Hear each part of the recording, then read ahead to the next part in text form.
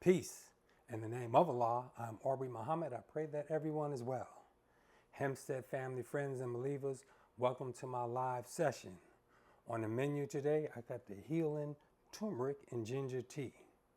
And I'll be continuing, I believe, is like part 6 or 7 of growing up in Hempstead. In the mid-80s, at 299 Jackson, and on the Heights, and on Terrace and around town. Getting down. I think the last time I was at Brawley Park, I was dealing with, walking them streets, hustling and surviving. But it was a good time. That's right. Let me get into the turmeric tea here.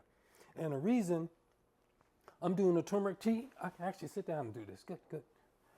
Good. All praise due to Allah. Now, the reason I'm doing the turmeric ginger tea is because of the beneficial properties in this bad boy. I'm going to make it, then I'm going to let it seep. I think that's called seep or steep. When you take tea or herbs and stuff and you put it in hot water and let it set, covered, either that's called seeping or steeping. Now, the ingredients are simple and they are powerful. I just take like some equal parts or even greater ginger, some people, depending on your preference, of ginger root. Let me show this to y'all. Of the ginger root, that's a chopped up ginger root. I peel it, then chop it up fine. That's the chopped up turmeric root. And that's for the most healthy, optimum stuff. Here you go. And this is how it looks. This is the ginger root. With the peel, you just peel it, chop it up fine. It's a root. And they're related. They're the same root. This is the turmeric root. This looks like a little insect though. They got smaller ones. And some raw honey. Always use raw honey. And not that cheap honey, that refined honey. Remember back in the 80s, you would go in the supermarket and we buy the most inexpensive honey. That stuff was processed. All the good nutrients were gone out of it. But this has some powerful properties. That's the turmeric, chopped up turmeric root, chopped up ginger root, and some cinnamon. Now I'm making about 2 cups here. This is about 2 cups, 2 servings, because I'm going to do it hot. But actually, you can let this go cold. Hot is the best, though. Hot is awesome. That's the most optimal. But after if you make a batch and you have some left over, you could throw it in the fridge and drink it cool, I have some ground cinnamon. You can't see this, but there's some ground cinnamon and some a pinch of black pepper, just a few grains, and a few grains of cayenne pepper. And that's very important because turmeric, you can't digest it without either some coconut fat or these peppers. It won't digest. Your system won't digest it. That's why in India, turmeric is very popular. It's in the curry, and it's mixed with other things, cumin and other ingredients and stuff, that turmeric is not digestible. And I got some lemon juice, fresh lemon juice, and of course, the raw honey. And you can sweeten it however you like. And they have these mixed together are powerful. I've been drinking this for years. And alternatively, in the quick method, like we've been doing here lately, quick menus, if you don't have the turmeric root or the ginger root fresh that you chop, you can use some organic turmeric powder and ginger powder. It's not as good, but it's okay. And it's just, some people lightly boil it. I don't. I just steep it in 200-degree water. This is already preheated. In this thermal, I put it on 200 degrees. It's ready. So I'm going to just take the ingredients. I can sit down and do this. I hope y'all Sunday is going well because it's freezing. On the East Coast, it is freezing. Man, it's turmeric and the ginger. And I do the honey last. It's the turmeric, the ginger, the cinnamon, the black pepper, and the cayenne pepper. And just a little, you can put the lemon juice in there. It's fine. The lemon juice could go in there. The honey I reserve for last, okay? All right, y'all? The honey I reserve for last. Now just take some hot water and go about 2 cups, the ingredients soaking for the tea, for the turmeric ginger tea. Now this is live, so what I do is when I re-upload the video, I show the full part of all the ingredients going in. But as you know, this is fresh and it's finished seeping too. Is that called seep or steep? Let me get a spoon anyway. As you know, I just had all of the ingredients. I had fresh turmeric root, fresh ginger root, some cinnamon, a dash of black pepper, and a dash of cayenne pepper, and some lemon juice. And I have the honey on the side. And this turmeric ginger tea is healing. Turmeric ginger tea. And it's been seeping for about like 7 minutes. Perfect. Which is close to what I would do anyway. And I just stir this up some. Some people boil this. You can lightly boil it if you want to. This is good. This is good. Now I'm gonna strain this. Get you a stainless steel strainer with a fine strainer. And this is a coffee grinder strainer to catch it real good. Oh, and when you cut in the turmeric root, make sure you're wearing gloves because this turmeric stains everything. There you go. I didn't even have to pour that in there. Yeah, good, good, good. This is good for now. Okay? Because I'm gonna put the honey in my, no, the honey could go in the whole thing. Okay? Put all that honey in there.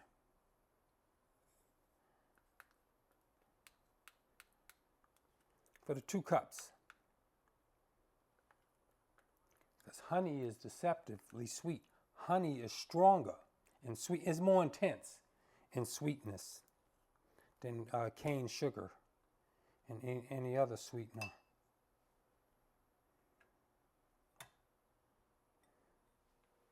You know, I've been drinking this for years. And be mindful, this stains everything. Turmeric, they use turmeric to dye clothes, to dye things. Over in the East, in India, especially in India. You can see the yellow flavoring now.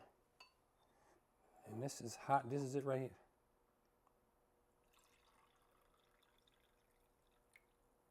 Allahu Akbar. And this is hot turmeric, ginger, cinnamon, honey tea. It's got lemon with the specks of black pepper and cayenne. And I'm making it, it's not piping hot because it's been sitting there, but it's hot. Enough for me to set. And look at, these are the properties are so positive, I had to write them down. And this is just an overview. Google turmeric, ginger, cinnamon, honey, health benefits. You'll be reading for a little while. Because here's just the overview of the points. The turmeric, anti-inflammatory. That's for inflammation in the body, like arthritis and stuff. Antioxidant, that's for the free radicals in the body. Boost brain function. That fights against like Alzheimer's. Lower your risk of heart disease. This is just the turmeric. Help prevent cancer. Useful in treating Alzheimer's disease. A treatment for arthritis, inflammation, pain. Antidepressant, that's true. It's relaxing. This is soothing. And it heats my body up a little. I guess because it's working, right? Antidepressant, anti-aging supplement. That's just the turmeric. Now the ginger. Antioxidants. Helps lower blood pressure. Lower your risk of heart disease and diseases of the lungs. Ginger is good for upset stomach too. An anti-aging supplement. That's right. Especially when you're fasting. Let me go back over ginger. It's the ginger root, has antioxidants, helps lower blood pressure, lower your risk of heart disease and diseases of the lungs, anti-aging supplements. And here's the honey, raw honey. You know, get some, I'm not showing the brand. They're not sponsoring me. I used to get honey local from Long Island. There's beekeepers around here. Matter of fact, I saw some bees in those wooden box hives they probably use them for scientific research though. I don't know. It was out there in the field at Nassau Community College. When I'm driving through that back road they blocked off, I used to see them there. And it's a brother I knew in Roosevelt. Brother Brian's uncle, may Allah be pleased with him, he was in Roosevelt. He had a bee colony in his backyard in Roosevelt and making raw honey. And he said he always used to have to let bees sting him every blue moon to build up his immunity to them bee stings. The honey has antioxidants, helps lower blood pressure, raises your good cholesterol, and lowers your bad cholesterol. That's important. That's raw honey. That's not, some people don't heat up honey.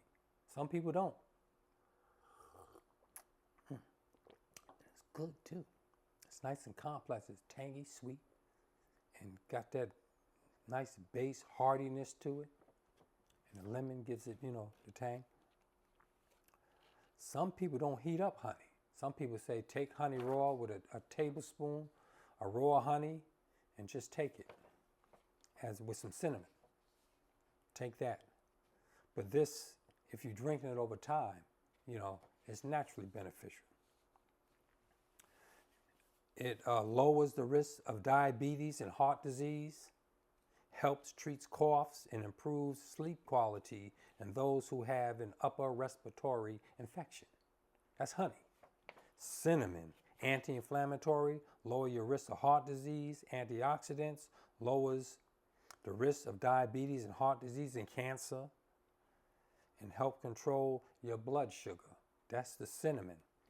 And imagine all these combinations together. If you notice, all four of them have a few things in common, mainly the antioxidant and the anti-inflammatory. And finally, lemon water. Lemon juice has vitamin C. It supports weight loss, improves skin quality, aids digestion, and prevents kidney stones. That's why I make the turmeric ginger tea. I've been drinking this for years. And it's good. Back to growing up in Hemsptead. In the mid-'80s to the late '80s, I was at Browley Park, and I think I mentioned how I was in them streets. It was kind of rough, and it was. Hustling and surviving like we was on good times. I was on a run here and there. I was getting into everything. Why? Because we're resource-starved in the community, and it's done on purpose to create this jungle-type atmosphere, this desperation. Looking out for that was a culture. The underground street culture of hanging out, getting in trouble, stealing, and trying to get fast for some money. We couldn't get jobs. We couldn't get opportunities. Our families didn't have inheritance they were giving us. We didn't have trust funds. We didn't have safety nets, a cushion life, silver spoons. We had it hard.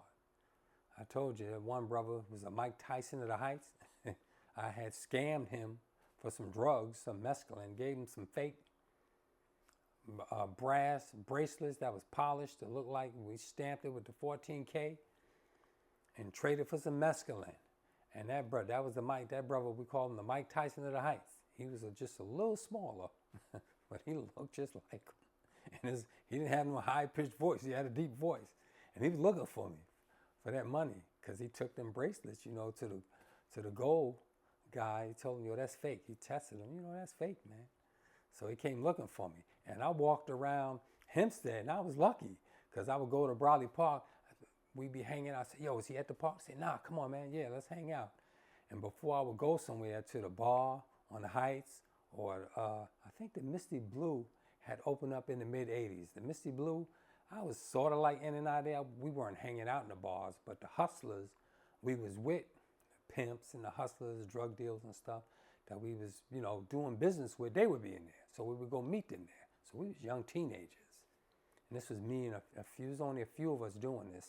These was the real hustlers. And before I would go in them spots, I would say, is he in there? This is the time that he was looking for me. I said, is he in here? And he almost caught up to me. in the pool hall on Union. I think I had to get out the back door. But that's the way. And the only reason I averted him and got away with him because I knew more people than him. I knew more of the, more people was looking out for me than they were for him, And imagine, now he was selling drugs. Imagine had we met in jail. Had I been a little skinny street punk struggling, hustling, that'd have been beef in jail. That'd have been some hard time. Matter of fact, I was in jail. Who was that? I was doing push-ups and stuff, working out. You started eating better. I didn't have access to alcohol. We had a little weed. In jail, we had drugs. Them drugs was expensive as hell. Cocaine was rare. Cocaine was easiest to get in there because it was so small. But you didn't have the money to buy that. You had to, and you didn't want it. You wanted a joint. And them joints was the size of, remember them Tootsie Roll lollipops, the stick? The little white skinny stick? I ain't got one here. Nah. The lollipop stick was about the size of this USB cable on the phone here. That little thing in the early 80s was $3 for a joint in jail. And that little stuff would get us high because we didn't have weed all the time. So that rare instance that we had weed, that little pin joint would get us high. Matter of fact, back then in the early 80s, they were setting us up. They were putting weed in the community. Ain't no way in hell in the early 80s was street drugs that I was reselling street drugs. I was taking it, cutting it down to get high off of it myself. I would put oregano or something fake weed in it to resell it because I would take some of that weed so I get high. Now the drug dealer whose stuff I'm selling, I owe him money. And if I don't get that money right, now you got him looking for you. Now you're out on the street, you're duping people with fake drugs. They figure it out. They come looking for you. So that's why, and that's why they call it junk. So we were just scamming and scheming and struggling. What to get high, to get drunk, to fulfill compulsions. And matter of fact, a thing that strikes me in jail, don't you know I still have a warrant from a joint in jail? I wish I had something the size. What was this cable of the USB cable here? Them joints was that size. And a brother passed me one in a lunch hall in Nassau County Jail. He stuck it in my shirt pocket. And them CO, and that mean Nazi CO too. That was a mean CO. Them COs were racist. They're race soldiers.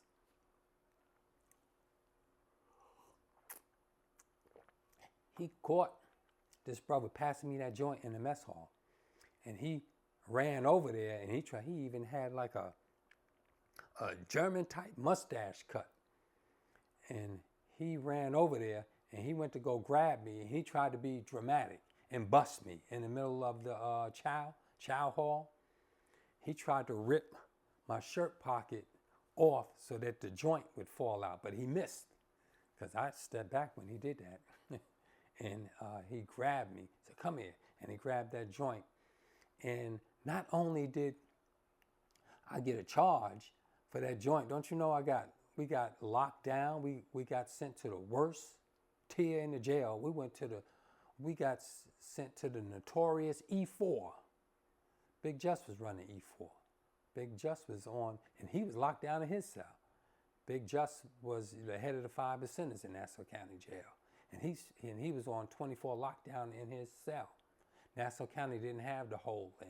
I don't think they had a hole because they had a cell next to the COs. They had tiers where they had like 10 or I think it was 12. Could have been up to 20. I don't remember. This is back in the early 80s. Maybe about 10 cells going down what's called a tier. Maybe some tiers, some cells had bunk beds. And 2 of us was in there. Some of them E4 had single cells because you were isolated. But the hole in Nassau County then was the COs were in the center of those tiers, the center of the block. They would have a station, and next to their station, they had this cell. and that was the god, I think, Shemel. That was a powerful brother, Shemel. That was in the early 80s. He was in that cell, and them COs were torturing him. They wouldn't let him sleep. They would be banging because they were stationed there, and he wasn't around the other inmates. They were punishing him. And I'll never forget that. Shemel, he was in that cell, and them COs, you would hear them COs all day. He was open, and he was like right there. You know, he didn't have no privacy, and if he did try to go to sleep, they would sleep deprive him. People were wicked as hell. And I remember that God because he was a powerful God. Because, you know, I was a 5%er, but I was a fringe 5%er. When I went in jail, I would study the lessons a little because we were isolated in there. You know, and matter of fact, that was Lincoln Hall where I really studied the lessons in 1980-81 with the God, why am I forgetting his name? It'll come to me. It's going to come to me. Barclay. Barclay, the god Barclay. Barclay, I'm thinking of the Barclay Center in Brooklyn. The god Barclay. We were studying lessons, so they banned it there, and we had to memorize it and do it by heart. Well, that god Shemel, later on, as I was in the street, I was doing rough, I was doing bad, drunk and high, walking around stealing. I think I was trying to break into a car. Over there on East Columbia, I was walking between 299 Jackson, going down East Columbia, looking through the parking lots. And, you know, the Madison Monroe and the small apartments across the street from there, a lot of Spanish were in there in the early 80s, in those little small apartments. And I would look in cars in there to break in and steal something or try to steal a car. And as I was walking down East Columbia, him and his girl was walking down the street. And I looked and I said, that's the God Shemel. That was a powerful brother. I said, peace. And then we started building a little, and he started having me recite the lessons because he was a powerful brother. And I didn't know the lessons. And his girl showed favor towards me. You know, she liked me. She said, leave him alone and stuff. You know, that brother. He said, yeah, he said, yo, God. He said, make sure you study your lessons, though. And then he walked on, and him and his girl went on the heights, and I went back down towards the village. But that was funny, how I met him out in the street. But, you know, that was that street life. That was the street culture. And being in Nassau County Jail, in and out, I just got conditioned to it. And when we were in there, you know, it was like living on the street again. When I first went into the jail, you would be nervous if you was alone by yourself, which was a few times. Most of the times I was with a co-defendant, you know, a homie out on the street. We call each other co-defendants in jail. Well, that homie out in the street, we were more, you know, relaxed going into jail because you be with someone. But when you go into jail by yourself, you nervous. Because ain't no telling who you going to meet in jail. You know, you can't eat and stuff. So that's when you nervous. Or you going to a strange jail. You out of town. When I was going into Nassau County Jail, if I didn't know what was going on, you know, you nervous. And strangers from out of town, they by themselves, they nervous coming into jail. That's when, you know, you couldn't eat. You lose your appetite. Believe me, when you nervous and you insecure and you know, a little paranoid and suspect of everything, you don't have no appetite. So that loss of appetite is one of the reasons why when brothers went into jail, they lost weight. You would lose weight because you would be so nervous you wouldn't eat. And that's why a lot of brothers' pants started sagging. That's where some of the pants sagging came from too. Later on, pants sagging came from when they were punking brothers. They would sag, they would punk them, but also the Department of Corrections, they would take your belts. When brothers started committing suicide a lot in jail. That's right, the brother get punked or get raped, you know, get abused in jail, however, you know, beaten up and stuff, or bullied. They would commit, if it was so bad to some of them, they would commit suicide. They would take their belt or their shoelaces or bed sheet and commit suicide in jail. So as they took our belts and the shoelaces, they had state issue stuff, Then they had your personal stuff. Some of them had slippers, and some of them had shoeless. You had to be accountable for stringy things, because they would have you on suicide watch if you tried. So going into jail, I would be nervous, but after a while, it would be like walking in on the street. I'm walking up to the tier, what's up, man? Yeah, and then people I know out on the street, we right there in jail. So when you in jail, we was playing cards. We had to make dice out of soap. We would be playing dice out of carved soap. We would take magic markers and mark the numbers on the side of the dice. We had cards in there, checkers, chess. The checkers and chessboard were like steel tables and stuff, where the chessboards were etched on there. The mirrors weren't even glass. The mirrors were polished stainless steel. And as I went in and out of there, we would get comfortable. And then it was only so much you could do. They only had a couple of TV stations. Well, as the 80s progressed, the stations started expanding. Channel 21 and 13 expanded. It used to be 3 stations in the 70s. Then in the 80s, it got more. With the cable, you could get more. But the regular antenna stations, they were expanded to about 10, 12, 13, 14, 15 stations. It was only but so much you can do, so you would get high. You would buy that. The brothers, they would have their girls come to them in the visiting room, and their girls would take a balloon with some weed in it, and they would stick it in their mouth, the side of their mouth. They would come in, visit their boyfriend or their husband in the visiting room, and they would give them a kiss. And as they gave them a kiss, they would slip them the balloon with the weed or other drugs in it. Now, this was dangerous as hell. All this for some little money that you can't even spend in jail. They would sneak them cash too, a little, in the balloons. And the brother, after he kissed his girl, he would take the balloon with the weed in it and swallow it.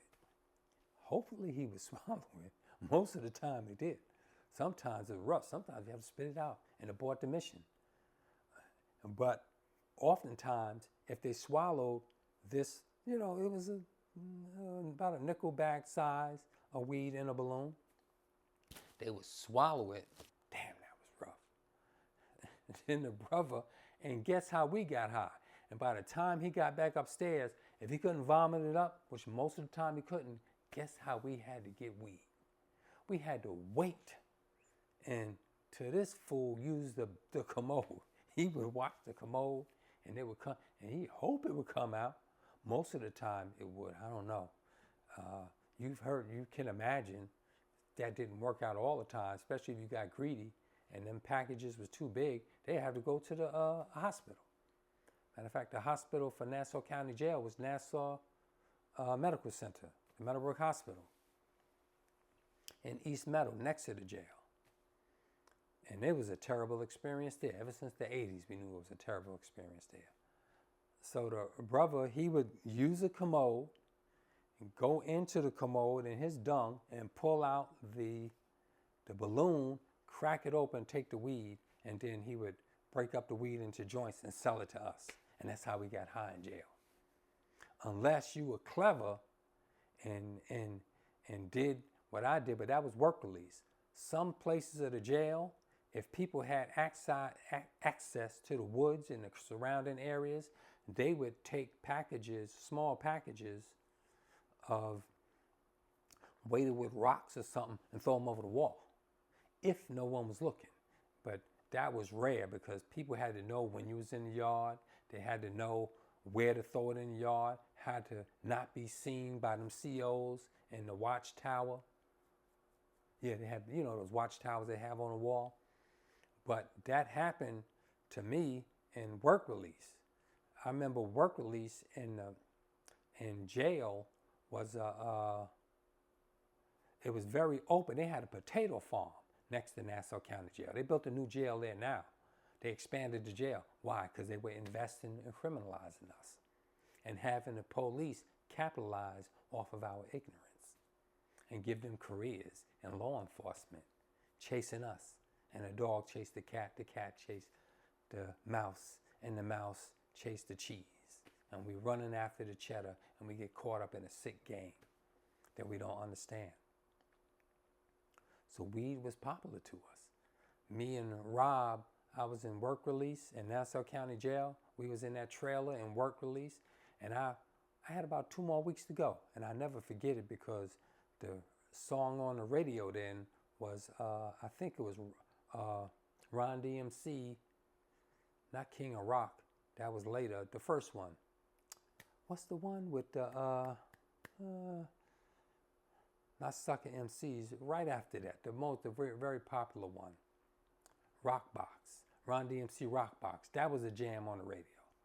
That's when I was in work release, and this white boy, Paul Orkowitz, I forgot his last name, you know them long European last names, Orkowinski, something like that.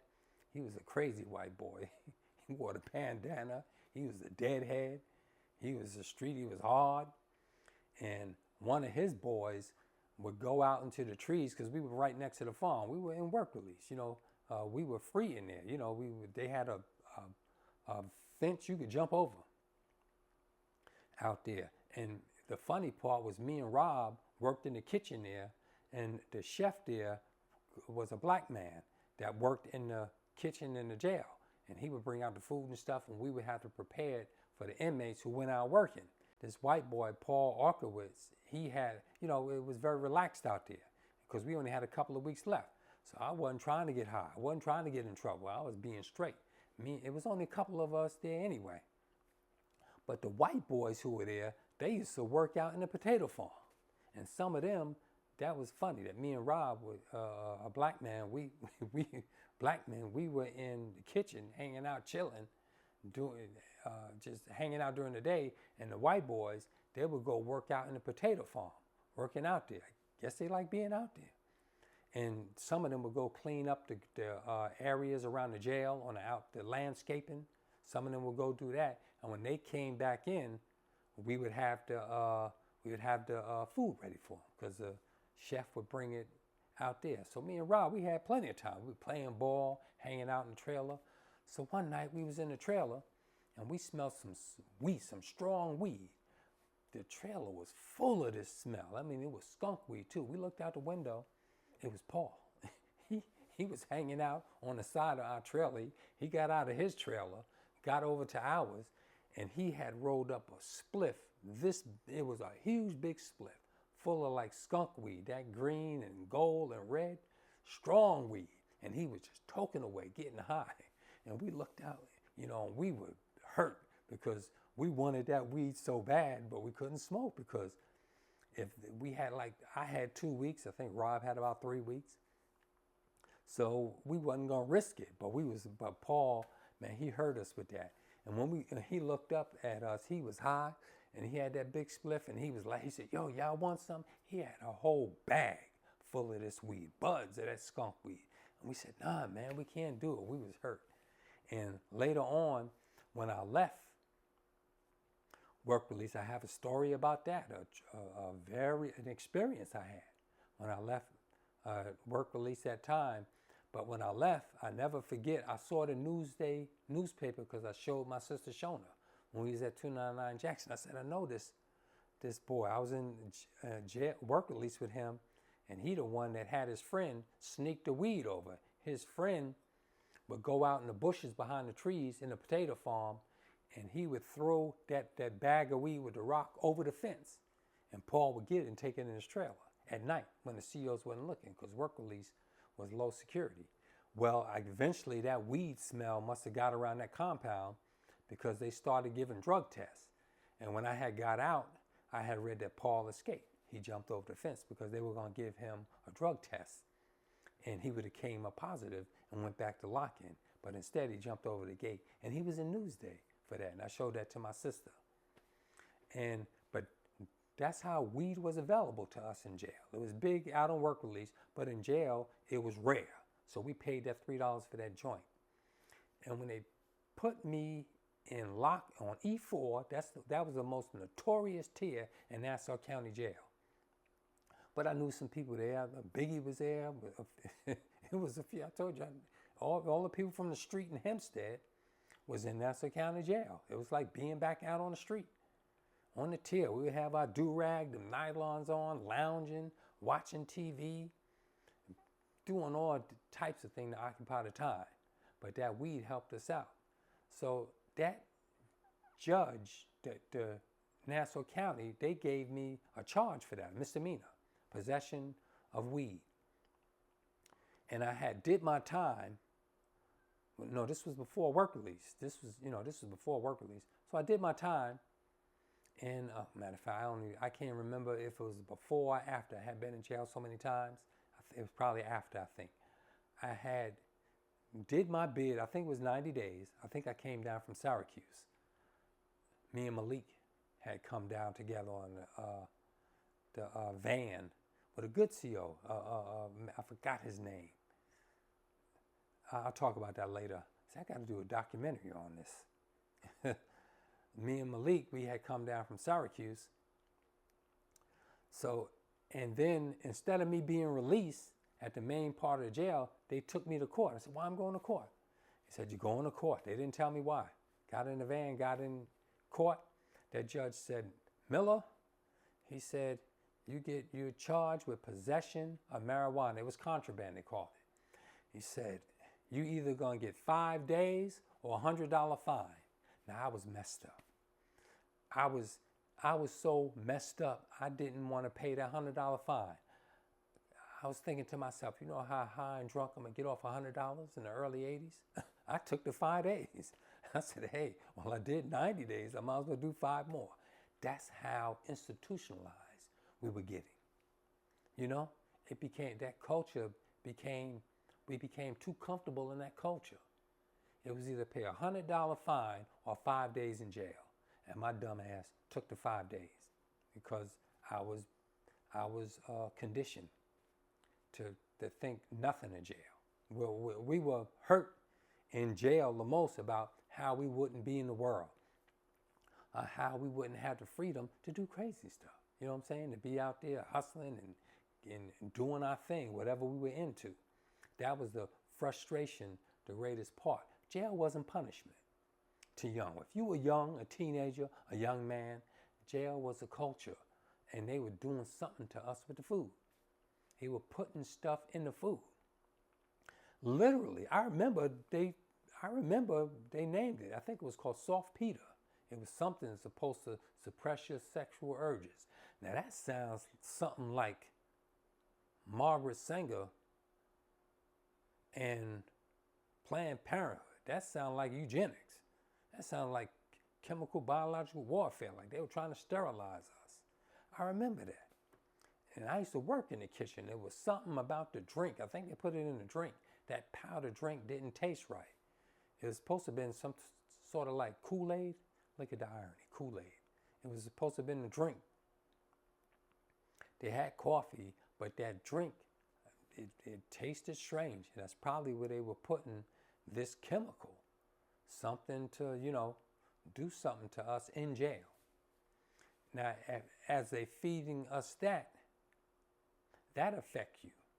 So now maybe that's working on your pineal gland. Maybe that's fluoride. Tell them what they were doing. Or when it combines with fluoride. But that jail culture was easy to adapt to because in Hempstead, we dominated Nassau County Jail. And even New York State Prison, a whole bunch of us was in there. Hempstead was, don't you know, in the 80s, 90% of the homicides in Nassau County were on Terrace Avenue, that one street. Remember Terrace? I told you it was on Bedell. Was getting high and drunk, going to steal a car. got jacked up. I got messed up that night. All type of stories like that. Living that toxic life. I think I got one more sip of this. Yeah, but that jail, that getting conditioned like that, having access to little things, being comforted, and we were like MacGyvers in jail. We started creating stuff.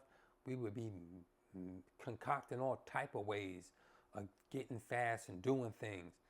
I remember that CO, I never forget this. It was a black man too. I felt sorry for him. I couldn't believe he was that slow. On the tier, they would keep the TV low. They always suppressed things we did. When we were hitting the beat, doing the beatbox and rapping in jail, which I think rap in New York started in jails anyway. I think in the 60s, hitting the beat, beatboxing and rapping over it to conscious stuff. I think that began in New York jails before it hit the South Bronx. If we were doing things like that in jail, hitting the beat and stuff, them COs would stop you. If we were having lively discussions, laughing and stuff, them COs would break that up. On the tier, you had to be conservative. When them COs were around, when they wasn't there, we would let loose. We would always do that because we would always watch out for them. Matter of fact, we would say C-cipher. That's the 5% term for the CO. That's C-cipher. And being conditioned like that, you know, we got used to it. So that joint stayed as a misdemeanor on my record when I got out of Nassau County Jail. That's right, because that wasn't work release. That was a different bid. I think it was afterwards. I was at 299 Jackson, and 2 Nassau County detectives, about a week after I got out of jail from that, appearing in court, getting the 5 days, or the $100 fine. 2 Nassau County police showed up to our apartment at 299 Jackson. And me and Sonny was there, my father. May Allah be pleased with him. And I had just got out the shower. So they said, "We're looking for Aubrey Miller." And my Sonny was like, "Why? What is he?" They said, "We have a warrant for his arrest." So I came out the shower, and they were sitting in the kitchen. We had a little small kitchen. Matter of fact, a picture of that kitchen is on my Facebook page. If you look at the family and stuff, you see Sonny sitting there, I think, during Christmas time, in that little dining room in the kitchen of 299 Jackson. Well, they were sitting in there, and I walked in.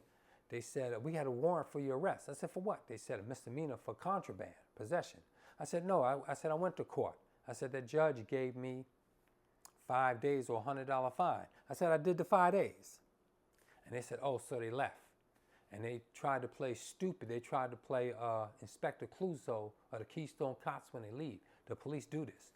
When they leave in your apartment or your house, and you have a closet next to your entrance door, they open that door to act like it's the front door to peek in there to see if anybody's hiding from them. Then they act stupid. "Oh, sorry, we didn't know that." They try to act stupid because they're searching your house without getting permission. Then they go to the exit door and say, "See you." The police do that. Well, they did that to me at 299 Jackson, and they did that to my parents' house at 600 Fulton. They always do that because they're dirty and diabolical, and it's part of their game. That's the way the dog chases the cat, and the cat chases the mouse, and the mouse chases the cheese. That's the game they play. So then they left, and to this day, I went to get an abstract of my criminal record, my rap sheet from Nassau County headquarters. What is that? Like 10 Mineola? Where who is that? Patrick Ryder's commissioner now, I think. I saw him walking in there next to the legislator, Nassau County, in Mineola. That big station, that big police station there. I think that's 1 North Franklin, or 10 something or 100, next to the legislator body. I went in there, and it was late. So luckily for me, they was having like night court or something. So no one was in that little clerk's office. In the clerk office, it was a clerk and a lieutenant, a female lieutenant. And luckily, I was the only one in there, so this was going to be quick. I said, "I want an abstract of my record." Back then, it was expensive. I think it was almost $100 to get your record. That's dropped down to like $15 now, I think. Then they said, "Well, the abstract is $20. Who can afford $100 to look at your criminal record? Just to look at it, to get a copy of it. So I said, "Well, give me the abstract." So the abstract was like $20, I think. This was about 10, 15 years ago, I think. So it was late, and we were being light in there. We were joking, because I had on my suit and my bow tie, and and I had I had papers and other like bean pies, stuff like that. So me and that lieutenant, we were being very light, and we were joking around because no one was in there. Everybody was down the hall at the court, and she was overseeing that from a distance while taking care of me. So as we were waiting for my abstract to come, she got real serious. She said, "Hold it, wait right here." She detained me. Now, had I been distant, alien, kind of cold, she probably would have physically said, "I have to legally detain you," something like that. But because we were being so lighthearted, she said, because she got serious. She said, "Hold it right here. Hold it. I'll be right back." She went in the back and she had a discussion, and then she came out and she was discussing that warrant. That warrant is still active for a joint. Passing that joint in the mess hall in Nassau County Jail in the early 80s, that thing is still in the system. And I know why it's there, because the enemy keeps it there so that he can have an excuse to where if they do something to me, they could throw that in there. So, well, we came with a warrant. So they could always have that over your head, like they do everything. They have profiles on us. You go and do something. I don't care what it is. If you Native, Black, in America, you do anything, they have a backstory on you already. Oh, he skipped school. Oh, he hit the teacher. He talked back to the teacher. He was in the park. He pissing over in the corner. Got a ticket for loitering. He was, whatever you did, they love condemning you as a criminal, like they did, wasn't that Jordan Neely? I believe it was. Our brother lynched him by that cracker, Daniel. I forgot his name, whatever it is.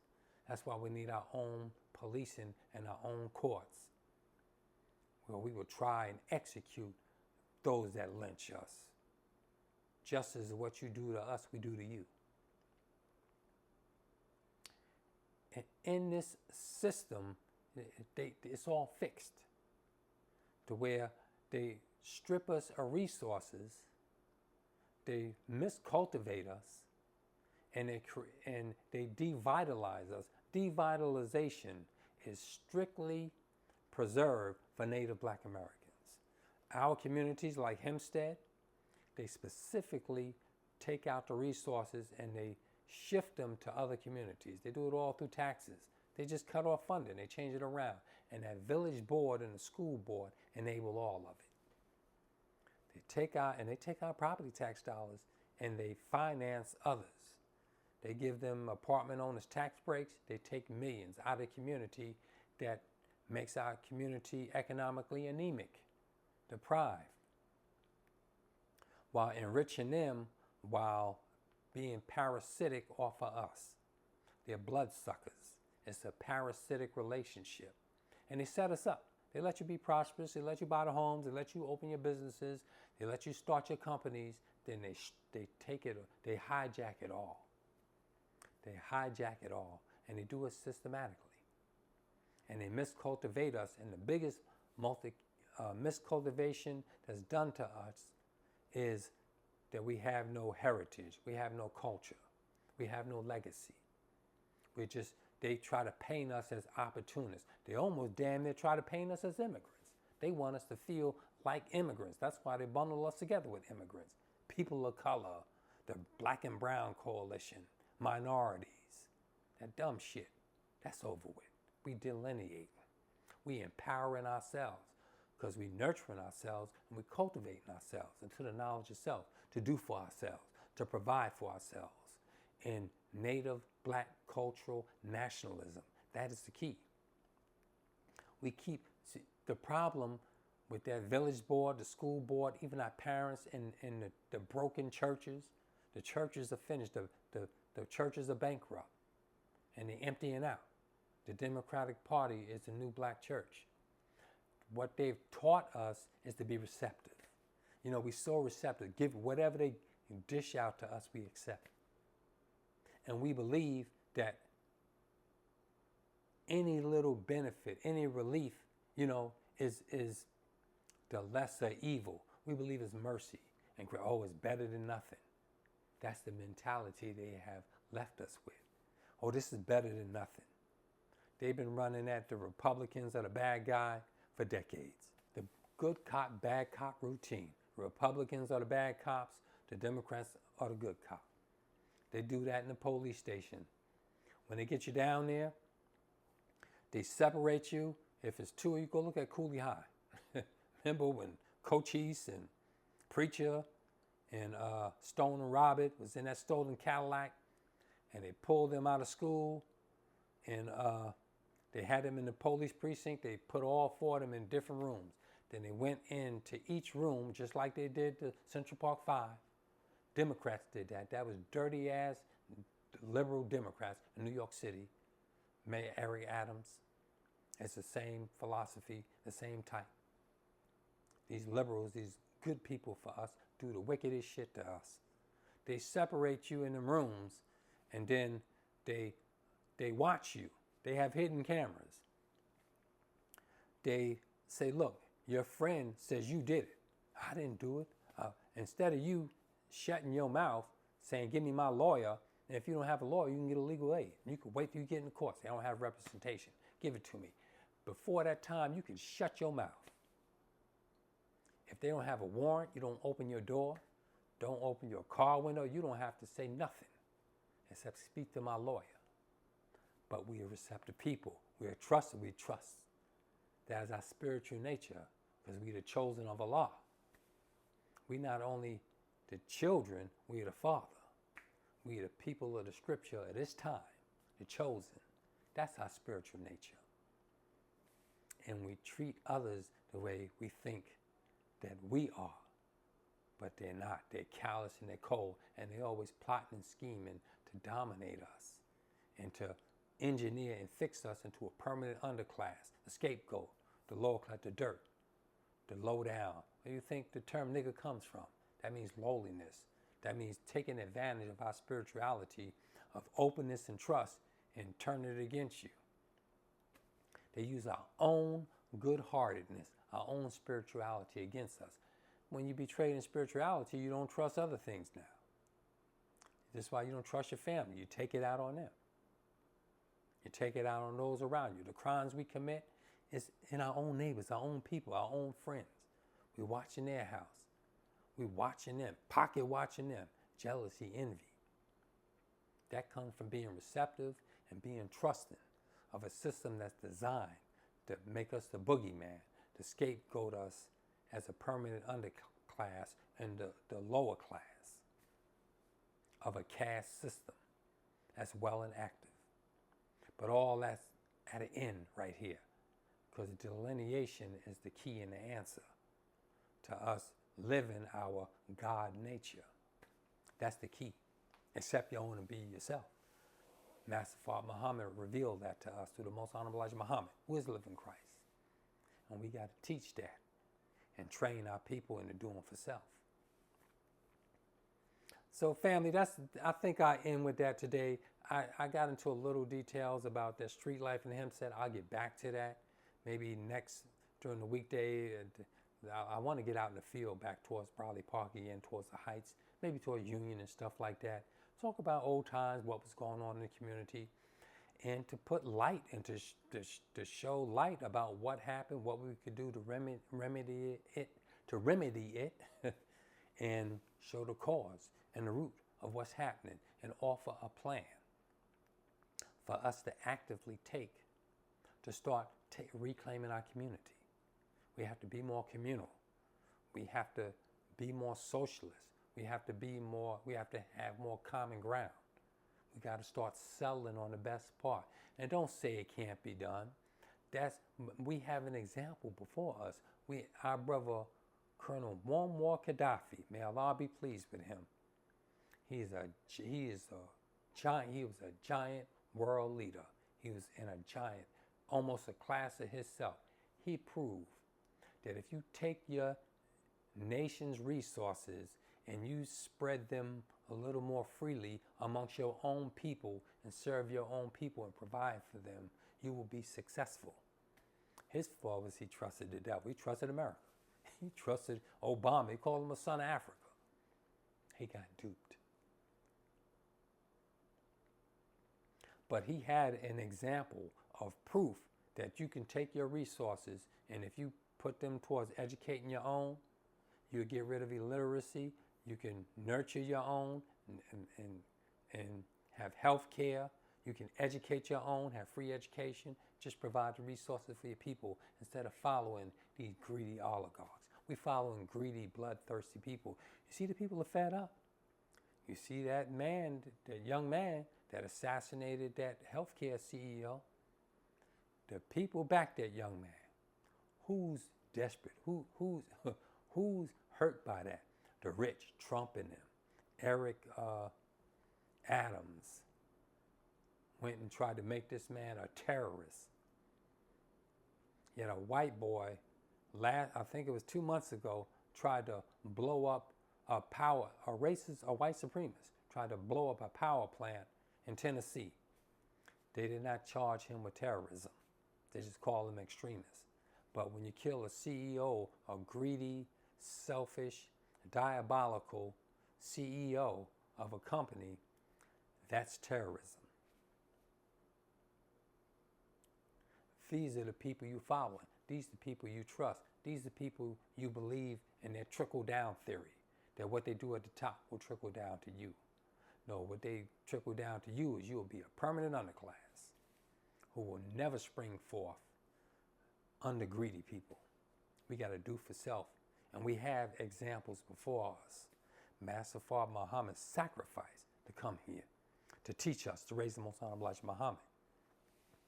And he came into communities and built enterprises. And what did he start with? What was the most important thing for him? School educating our own. He risked jail to educate our babies.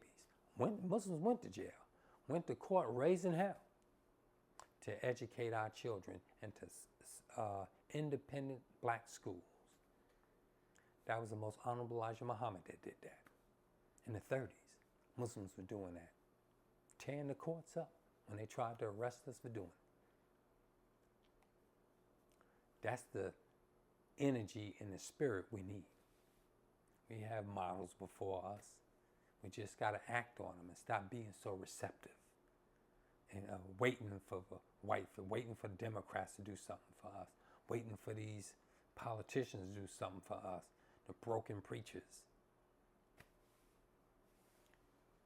We can't wait. Let me see if any comments here.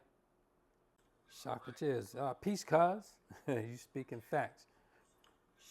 Right on, cuz. Yeah. Oh, wait a minute. Yeah, that's right. Actual facts. We get our stuff together, we'll be on top. No one will put us down. You know, it's Chicago. We come from North Carolina. Mount Gilead. Our great-granddaddy bought us land. Imagine that, having children, dozen children, more than a dozen, and you buy them acres of land to farm, to do something for themselves. Farming means you have faith. You have faith in the future, that you're going to have future crops and that you're going to train and invest in equipment for future harvest. That's faith. And we can do that in our community. We got a microfarm. We got to build small independent schools, microfarms, little small businesses, and we got to circle the wagons. Native Black Americans, we must do it. And we'll be super successful. The only thing holding us back is we trust the wrong goddamn people. We trust the devil instead of God Allah. All right, family. Next week, I'll continue on. And I may do, next week I may do some veggie patties. Maybe some navy bean and squash veggie patties. Either that could be baked or sauteed or grilled. That'd be nice. I'll see, depending on the weather. All right, family. I hope your Sunday was well. I hope your evening is very good. You had peace and you're successful. And I leave you as I greeted you in the ancient Arabic words of peace. Assalamu alaikum. Peace unto you. Enjoy the rest of the evening. Peace and grace, and power, and love.